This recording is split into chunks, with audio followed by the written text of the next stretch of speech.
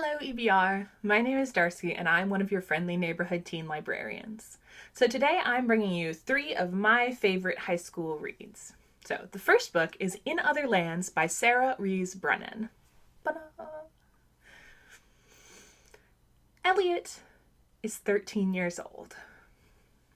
He loves mermaids, he's bisexual, and he's the most irritating person you've ever met in your life. It's just part of his charm. So one day, Elliot's class goes on a field trip to an actual field. Like, just a field with a big wall in the middle of it. And all the teachers take the students up to the wall and tell them to look at it. And every single one of Elliot's classmates, except Elliot, looks at the wall, goes, wanders off. But when Elliot looks at the wall, he sees a door. And that door is to the Borderlands.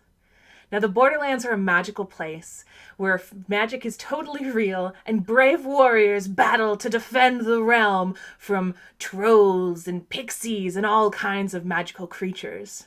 And because Elliot can see the Borderlands, he is invited to go to school there to one day grow up to protect it. And he is so in. He's gonna pack his bag full of all the technology he might miss in a fantasy world and go live in the Borderlands. He is ready, like, now, go. Time to leave. But it turns out that life in the Borderlands is not so much a fantasy adventure as it is just going to school. He's supposed to learn how to fight. Gross. And talk to people that he doesn't like. Ugh. He is not excited. But the first day of class, Elliot, packs his backpack full of all his technology contraband that he's not supposed to bring, crosses the wall, and heads to the Borderlands border camp that he is going to be training at. And just when he gets there, he sees Serene, a beautiful elf maiden. Now, her name is not Serena. It is Serene, short for serene heart in the chaos of battle, and she has been raised to be a warrior from the day she was born. So in elf culture, the women are the warriors, and the men stay home and do the embroidery. So Elliot sees Serene, and he is in love at first sight, and then his backpack explodes. Because all the technology in there is contraband for a reason, and it is on fire. So someone runs over to help him, and that someone is Luke Sunborn. Now, the Sunborns have been in the Borderlands as long as anyone can remember, and if you've heard a wondrous tale of adventure from the Borderlands, it was probably a Sunborn. Luke just wants to make his family proud. He wants to live up to the family name. So he is out there helping these new students settle into the Borderlands. He's going to be an upstanding citizen. And then he meets Elliot, who's just going to be the biggest pain he's ever met. And Elliot is not excited to see Luke either, but they're stuck with each other now because Serene has decided that they are both going to be her best friends. So what follows is a story of 3 friends going through the rest of their high school years in a fantasy land. In Other Lands is a kind of interesting fantasy novel because there's no, big wizard battle to build up for. There's no big evil that you're building to. It's just kind of a regular coming-of-age high school story, but set in a fantasy world. If your favorite part of Harry Potter was when they were just, in class, living at Hogwarts, hanging out in the common room, then you're going to love In Other Lands. It is hysterical. I highly recommend it. That is In Other Lands by Sarah Rees Brennan. So the second book I want to tell you about today is a mystery. It is Useless Bay by M.J. Beaufrand. Now, Pixie and her 4 brothers are known as the Gray Quintuplets. I want you to think about that for a minute. That means Pixie's mom had 5 kids at once. Can you imagine 5 toddlers running around trying to raise 5 kids at the same time? That is crazy. And she is doing it all on her own because their father has never been in the picture. Pixie and her brothers don't know anything about him. Their mom won't talk about him at all, but they're doing okay. They're not really very well off, but they're happy. So Pixie and her brothers do search and rescue now. They have a terrible dog. Her name is Patience. And even though she is awful, she has the best nose on the island. Probably in the state, maybe even in the country. So they find things. Mostly people that have kind of gone missing on their wilderness adventures. But they find them and bring them back, hopefully alive. And they do a really good job at it. Everyone on the island knows the Greys and thinks they're pretty good kids. So next door to them is Henry and Grant's father's house. So this is his fancy summer home. He actually lives in Seattle as a businessman, and they come over on the weekends sometimes to just like get a little sun and relax. Now, when Henry's father was first building the house, he told Henry, don't talk to the neighbors. They're like poor. And he didn't want them to be friends. But once he got to know the Greys and realized that they were really good people, they became fast friends. So Henry grew up with Pixie and her brothers. And once his little brother, Grant, came along, there was no separating them. Grant loves the Greys. They take him on adventures. They take him out on a boat. He doesn't have to worry about the weird Seattle life. He just gets to like hang out and be a kid. So when he doesn't want to go back to Seattle at the end of the weekend, he'll often come and hide at the Greys' house.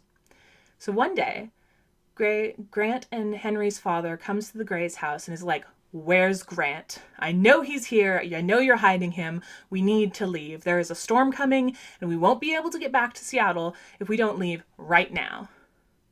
But the Greys don't know where Grant is. No one has seen him all day. And so now he's missing. So Pixie and Henry and Patience go looking for Grant. And they're really hopeful. The storm is starting to roll in and the weather is getting bad, but they really hope they can find him because it's still early. And if they find him now, he will almost certainly be alive. But then they find the first body. So if you want to know what happens in the rest of the story, I would definitely recommend reading Useless Bay. It is a fast-paced, exciting murder mystery that I could not put down. So that is Useless Bay by M.J. Beaufrand. So the third and final book I want to tell you about today is one of my absolute favorites. It is Noteworthy by Riley Redgate. At the Kensington Preparatory Academy for the Performing Arts, your best friend would as soon push you off a cliff as give you their audition slot. It is a cutthroat private school for the performing arts. And Jordan's son, Alto 2, is a scholarship student there, basically.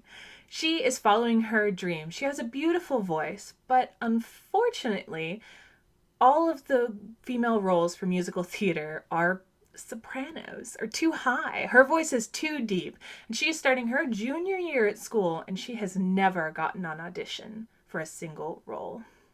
Now, her parents back in San Francisco are kind of pushing her towards maybe coming home now. They could definitely use her help at the grocery store that they run, and isn't it about time she kind of gave up on this silly dream since it's not really panning out? But Jordan is not ready to give up yet. This has been her passion and her dream for as long as she can remember, and she's here at Kensington Prep, the most prestigious school for performing arts. How could she just go home now? So her parents make her a deal. If she can get a role in the next month or so, then they'll stop pushing her to come home. So Jordan's kind of freaking out. She doesn't really have any good prospects, but she doesn't want to go home. And then she gets an email. And this email is an audition.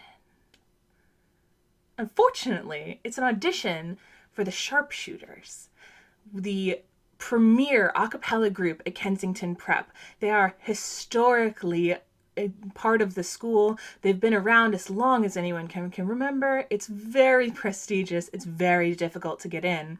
And it's all male. But Jordan really needs an audition right now. So she looks at the email and she thinks about it. And then she looks at the email again. And then she goes out and buys a bunch of boys' clothes and cuts her hair.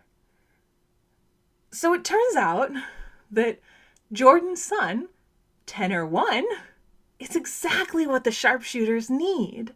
And she gets the part in the ensemble. The only problem is they think she's a boy. So now Jordan is trying to juggle this double life. She's trying to make sure that her new friends still think that she's a boy so she doesn't get kicked out of the sharpshooters. She's trying to convince her parents that, everything's great. And she's got to freak out about this competition that the sharpshooters are in at the end of the semester.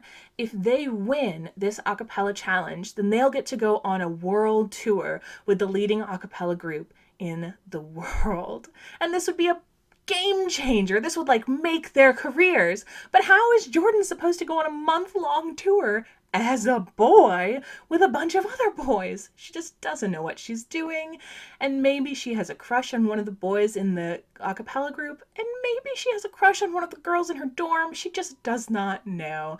She is lost in a sea of mystery.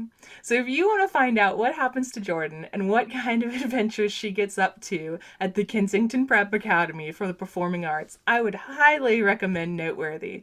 It is a hilarious and heartfelt look at what people are willing to go through to follow their dreams. That is Noteworthy by Riley Redgate. So those are 3 of my favorite high school reads. They're all available for checkout right now on Overdrive, but they'll also be available in physical format once the libraries are open to the public again. I hope you'll check them out. I really loved them, and I think you will too. So I'll be coming back with you soon for more video recommendations for middle school and other good things. But for now, have a wonderful afternoon, and thank you again for watching.